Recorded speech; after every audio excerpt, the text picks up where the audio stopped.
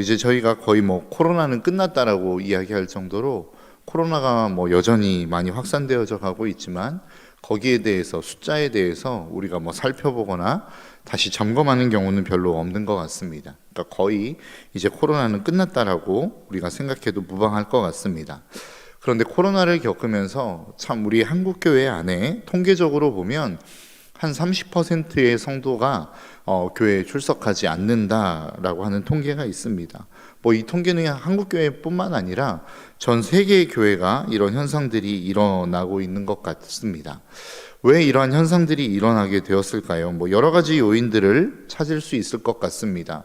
먼저는 부모님이나 배우자나 어떤 누군가의 강요에 의해서, 강압에 의해서 교회에 나왔던 성도들이 이제는 코로나로 인하여 교회에 나오지 않아도 될 만한 어떤 명분을 얻은 것이죠.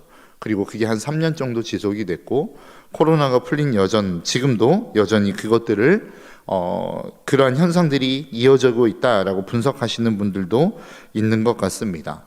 또 한 가지는 과거에는 온라인 예배, 인정받지 못했던 온라인 예배가 코로나를 겪으면서 온라인 예배가 인정되어지게 되고 그 온라인 예배에 익숙해진 성도들이 현장에 나오는 것들을 힘들어하는 경우들, 그래서 여전히 현장의 예배가 회복되지 못한 분들이 있다라고 분석을 내놓는 분들도 있는 것 같습니다.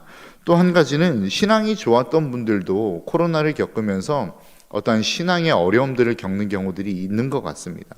그래서 자신의 신앙이 조금 다운되기도 하고 그래서 그 다운되어진 신앙생활을 회복하지 못함으로 말미암아 다시 주님 앞으로 나오지 못하는 분들도 있다라고 하는 분석을 하시는 분들도 있는 것 같습니다. 여러 가지의 이유들을 이야기하지만 사실 이 모든 이유가 한 가지로 규결시키자고 한다면 무엇이겠습니까? 믿음이 약한 우리의 모습 때문이다라고 하는 것입니다. 그렇다고 한다면 그 믿음이 약해진 우리의 믿음에도 불구하고 왜 우리는 이 신앙을 회복하고자 하는 열정과 소망을 품지 못하는가라고 하는 겁니다. 우리 안에 믿음이 약해지면 누구보다 내가 더 잘 알지 않습니까? 다른 사람보다 내 믿음이 지금 약해지고 있구나, 하나님을 향한 사랑이 식어지고 있구나, 그 하나님을 향한 갈망이 식어지고 있구나 라고 하는 것을 누구보다도 내가 더 잘 안다라는 것이죠. 그런데 왜 우리는 그 신앙을 회복하고자 하는 어떠한 제스처를 취하지 않느냐라고 하는 것입니다. 여러분 혹시 만일 여러분들의 몸 가운데 어떤 질병이 발견됐다라고 여러분 한번 가정해 보겠습니까? 이것을 지금 당장 치료하지 않으면 내 목숨이 위태로워질 수 있다라고 하는 상황이 생겼다라고 여러분 한번 생각해 보십시오. 그럼 여러분 어떻게 하시겠습니까? 내 모든 바쁜 것, 귀찮은 것, 하고 싶은 것 다 뒤로 하고 치료 먼저 받지 않겠습니까? 왜 그렇죠? 목숨이 내 삶의 그 어떤 것보다도 중요하기 때문에 그렇습니다. 직장에 나아가는 것보다도, 내가 즐거운 것들을 하는 것보다도, 내 어떤 아까운 시간들을 투자하는 것보다도 내 목숨은 중요하기 때문에 그 어떤 것을 뒤로 하고서라도 우리는 병원에 가게 되어질 것입니다. 그것이 우리의 신앙생활과도 저는 마찬가지라고 생각합니다. 왜 우리의 신앙생활에 위기가 있다라고 생각함에도 불구하고 그 신앙생활의 위기를 극복하려고 하지 않는가?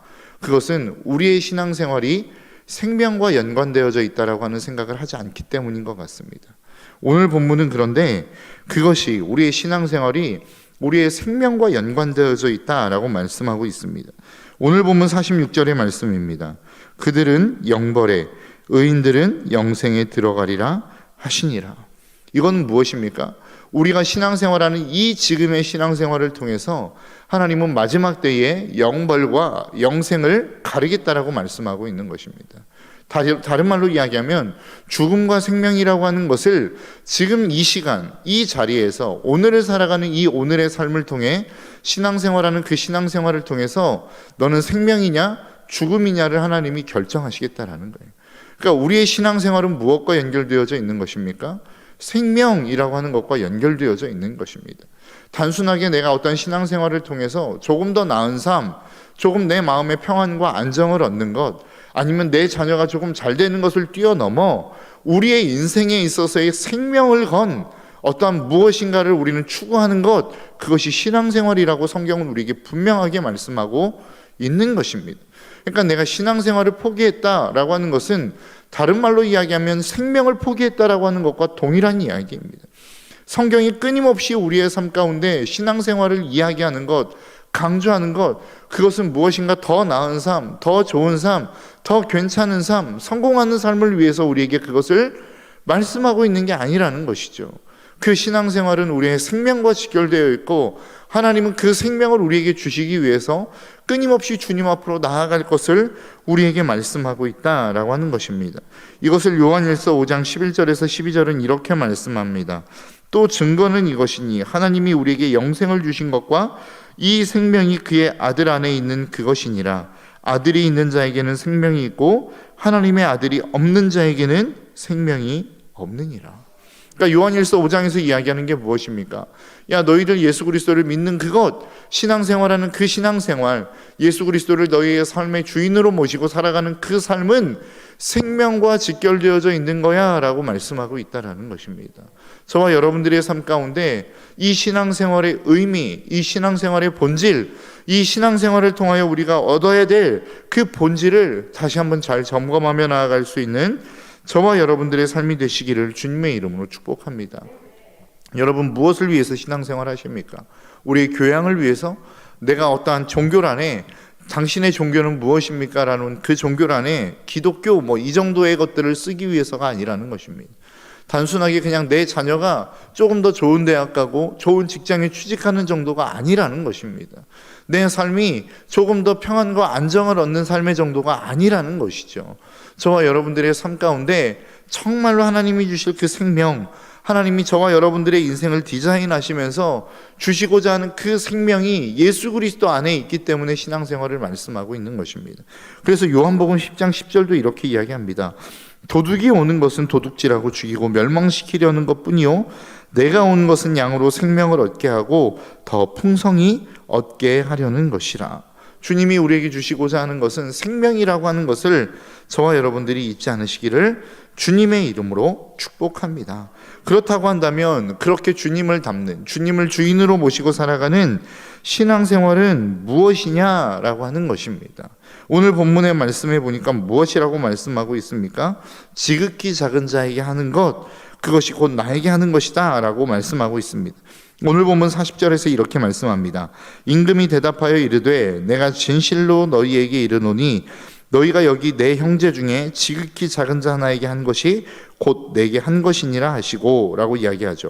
그리고 오늘 보면 45절도 똑같이 이야기합니다. 이에 임금이 대답하여 이르되 내가 진실로 너희에게 이르노니 이 지극히 작은 자 하나에게 하지 아니한 것이 곧 내게 하지 아니한 것이니라 하시니라.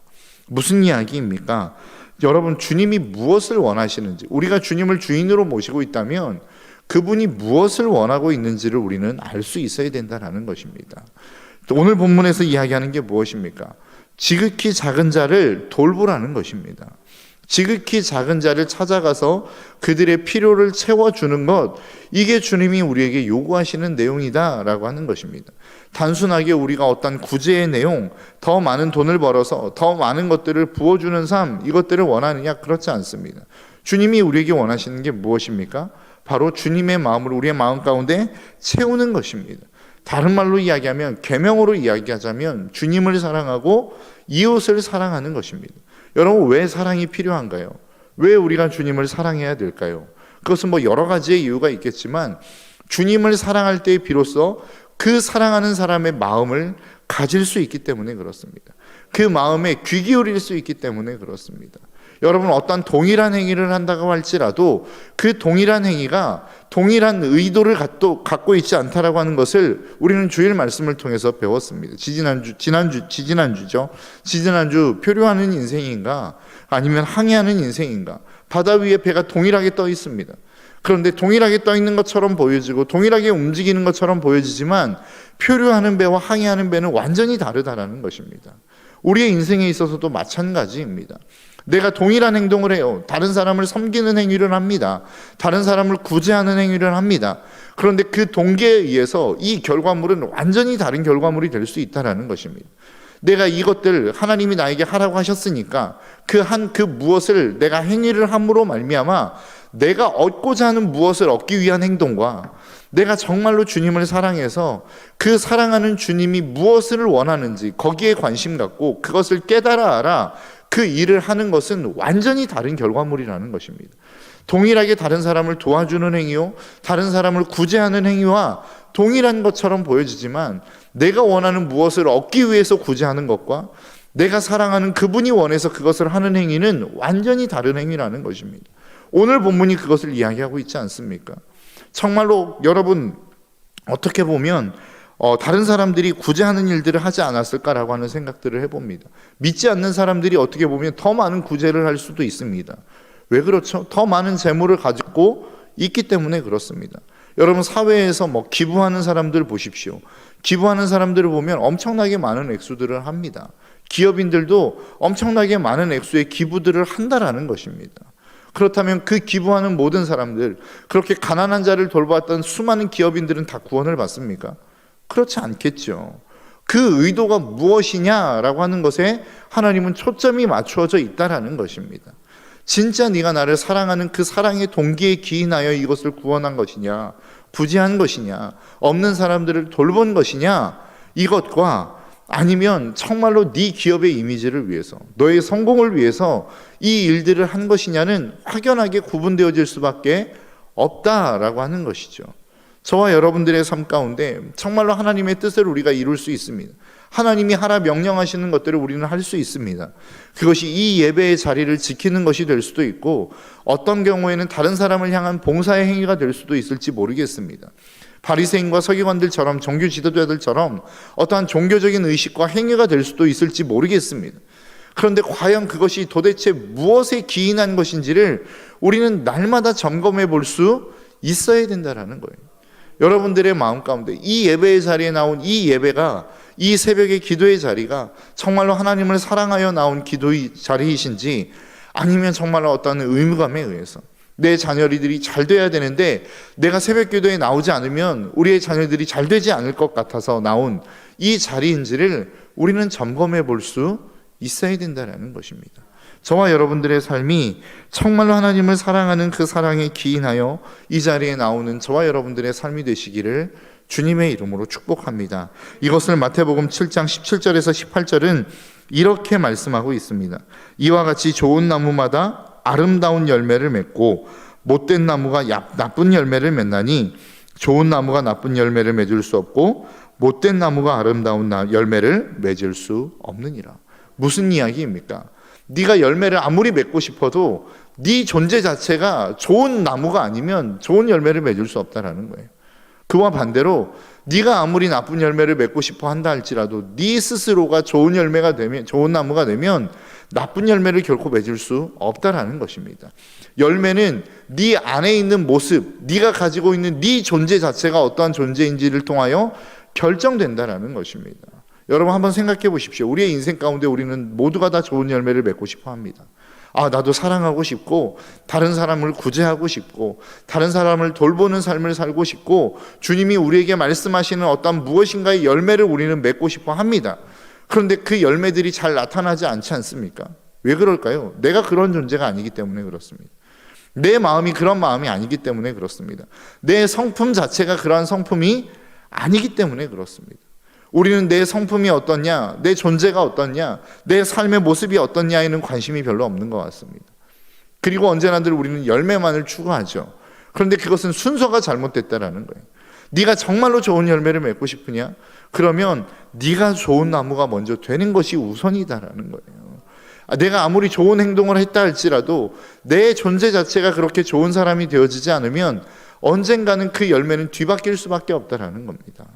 그와 반대로 내가 정말로 좋은 나무가 되어져 있으면 내가 힘쓰지 않아도, 애쓰지 않아도, 내가 아무리 많은 에너지와 노력을 투자하지 않아도 그 삶 자체는 좋은 열매를 맺을 수밖에 없는 존재가 된다라는 것입니다. 저와 여러분들이 그러한 삶이 되시기를 주님의 이름으로 축복합니다. 내가 좋은 나무가 된다라고 하는 것은 무엇입니까? 예수 그리스도를 내 삶의 주인으로 모시는 거겠죠. 그리고 그분을 따라 살아가는 것이 되겠죠. 그분을 사랑하고 그분을 바라보고 그분의 성품을 닮아가다 보면 내 삶에 저절로 열매가 맺혀지는 삶을 우리는 살게 되어질 것이다 라고 하는 것이 오늘 본문이 우리에게 말씀하는 내용 아니겠습니까? 여러분, 저와 여러분들의 삶이 날마다 그 주님을 모시고 그 주님을 사랑하는 삶이 되시기를 주님의 이름으로 축복합니다. 사랑하는 사람은 어떻게 됩니까? 닮는다라고 이야기합니다. 우리가 주님을 사랑하면 우리는 그 주님을 닮게 되어져 있습니다. 내가 예수 그리스도를 사랑하고 그분을 내 삶의 주인으로 모시고 날마다 그분과 함께 교제하며 동행하는 삶을 살아가다 보면 우리의 삶은 그분을 닮게 되어져 있다라는 것입니다. 그것이 믿음의 삶이요, 그것이 그리스도의 인생이요, 그리고 그렇게 살아가는 삶이 그리스도인에서 이야기하는, 성경에서 이야기하는 믿음의 성장이다라고 이야기하는 것입니다. 여러분, 우리가 단순하게 겉모습만을 번지르르하게 포장하는 저와 여러분들의 삶이 되지 않았으면 좋겠습니다. 여러분, 바리새인과 서기관들, 주님이 오셔서 그 당시의 종교 지도자를 향하여 이야기했던, 그들을 향하여 말씀하셨던 그들의 모습과 그들의 상태를 무엇에 비유하셨습니까? 회칠한 무덤이라고 이야기했습니다. 회칠한 무덤은 무엇입니까? 무덤이에요. 그런데 그 밖을 그럴싸하게 꾸민 것입니다. 포장한 것입니다. 그렇게 그림으로 그려놓은 것입니다. 그러니까 밖에서 보면 그 모습은 그럴싸한데 그 내면을 보면 그 속이 썩고 있는 시체들이 득실거리는 그러한 무덤과 같은 존재들이었다라고 이야기합니다. 여러분들의 모습은 어떻습니까? 우리의 겉모습은 무엇인가 좀 사랑하는 것 같죠. 아, 그래요. 안녕하세요. 사랑하고 축복합니다. 당신의 인생에 여전히 하나님의 축복이 가득하시기를 소망합니다. 이러한 겉모습의 포장, 거칠의 인사들은 있는 것 같습니다. 그런데 진짜 우리의 마음 가운데 그 사랑이 있느냐라고 하는 거예요. 내 마음 가운데는 아무것도 없는 평온한 삶을 살아가는 것처럼 보여져요. 아무런 문제 없어요. 괜찮아요. 그런데 우리의 마음 가운데는 여전히 어떠한 수많은 문제들로 말미암아 폭풍 치는 파도와 같은 우리의 마음의 모습으로 살아가고 있지 않느냐라고 하는 것입니다. 내 내면은 괜찮지 않은데 겉모습만 괜찮은 것처럼 살아가는 우리의 인생이 아니더냐라고 하는 거예요. 그러니까 겉모습은 번지르르하고 신앙생활은 있고 그리고 종교인의 모습들은 갖추어가 있는 것 같은데 진짜 생명의 능력은 나타나지 않는 우리의 삶, 이것이 우리를 살아가고 있는, 오늘을 살아가고 있는, 그리고 주님이 오늘 말씀 가운데 이야기하고 있는 염소와 같은 모습으로 우리가 지금 살아가고 있는 것은 아닌지 우리 스스로를 되돌아볼 수 있기를 주님의 이름으로 축복합니다. 여러분들의 겉모습이 평안하다면 진짜 여러분들의 내면도 평안하시는 여러분들이 되시기를 주님의 이름으로 축복합니다. 여러분들의 말로, 여러분들의 모양으로, 여러분들의 얼굴로 사랑과 평화를 이야기하고 있다면 여러분들의 내면 역시도 그 사랑과 평화로 가득 채워진 삶을 살아가시기를 주님의 이름으로 축복합니다. 어떻게 가능할까요? 예수 그리스도를 내 삶의 주인으로 모신 사람만이 이 일들이 가능하다고 생각합니다. 저와 여러분들의 삶이 그러한 삶이 되시기를 주님의 이름으로 축복합니다. 그래서 정말로 겉모습만이 아니라 내 외면의 모습뿐만 아니라 내 내면의 모습이 진짜 예수 그리스도를 닮은 자의 모습, 진짜 내 삶이, 내 내면이 평화를 누리는 삶, 내 내면이 진짜 사랑을 품은 삶을 살아가는, 그래서 수많은 열매를 맺어갈 수 있는 저와 여러분들의 삶이 되시기를 주님의 이름으로 축복합니다. 기도하겠습니다.